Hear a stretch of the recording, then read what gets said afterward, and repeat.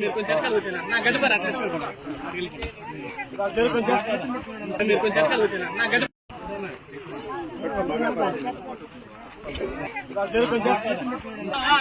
జై జగన్ జై జగన్ జై జగన్. ఈరోజు మిమ్మల్ని అందరినీ కూడా ఓటేయమని అడుగుతామని మేము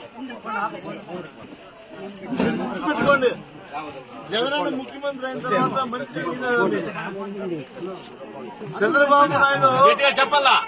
చంద్రబాబు నాయుడు ఈ రోజు ఎన్నికలు వచ్చినాయి కాబట్టి అనేక అబద్ధాలు చెప్తాడు. మళ్ళీ 4,000 పెన్షన్ ఇస్తాను,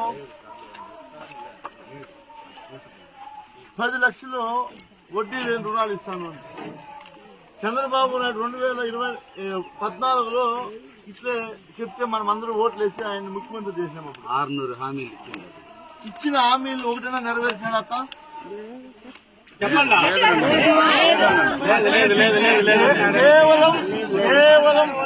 ఎలక్షన్ కోసము మహిళలందరినీ ఎట్లా మోసం చేస్తే వాళ్ళు ఓట్లు వేస్తారు.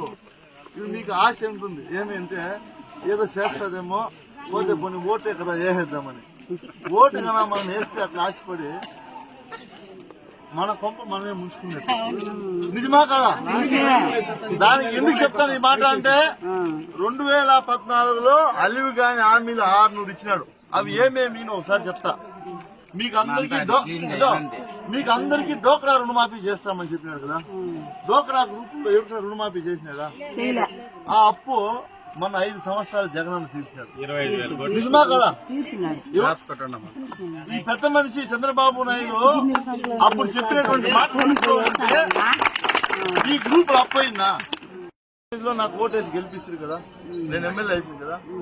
మిమ్మల్ని అందరినీ అడుగుతా ఉన్నా, ప్రతి ఇంటికి ఎండ్లో మీ ఇంట్లో దాకా వచ్చాను లేదు, నేను ఎమ్మెల్యేగా వచ్చి అమ్మా నేను ఎమ్మెల్యే వచ్చినాను, మీకేమైనా సమస్య ఉంటే చెప్పండి అని అడిగాను లేదా? ఇంటింటికి 2 సార్లు వచ్చినా. అంతకు ముందు నాకన్నా ముందు ఎంతమంది ఎమ్మెల్యేలు ఉండరా లేదా? ఎవరైనా ఓటు వేసుకొని పోతే తిరిగి మీ ఇంట్లో దాకా వచ్చినారా? మళ్ళీ ఎలక్షన్ వచ్చేంత వరకు మీ అతేమి గతేమి చూసేవాళ్ళు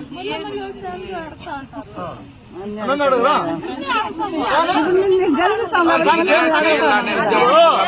నేను వచ్చింది అడిగింది ఏదైనా. ఇప్పుడు నువ్వు కష్టంలో ఉంటే నువ్వు నాకు ఓటు వేసి గెలిపించినావు. నీకు కష్టం ఉన్నా సమస్య ఉన్నా తీర్చాల్సిన బాధ్యత ఎవరిది? మాది, ప్రభుత్వం ఉంది. కాబట్టి ఇంటింటికి ఎంత కష్టమైనా నేను ఎమ్మెల్యే అయిపోయినానని చెప్పి ఇంట్లో కూర్చోలేదు కదా, ఇంటింటికి వచ్చినా కదా. ముందున్న ఎమ్మెల్యేలు ఎందుకు రాలేదు? ఇదే దీన్ని మీరు గుర్తుపెట్టుకోండి. మీరు ఎలక్షన్ కోసం వస్తా ఉన్నారు కానీ మీరు ఓటు వేసింది ఎవరికి?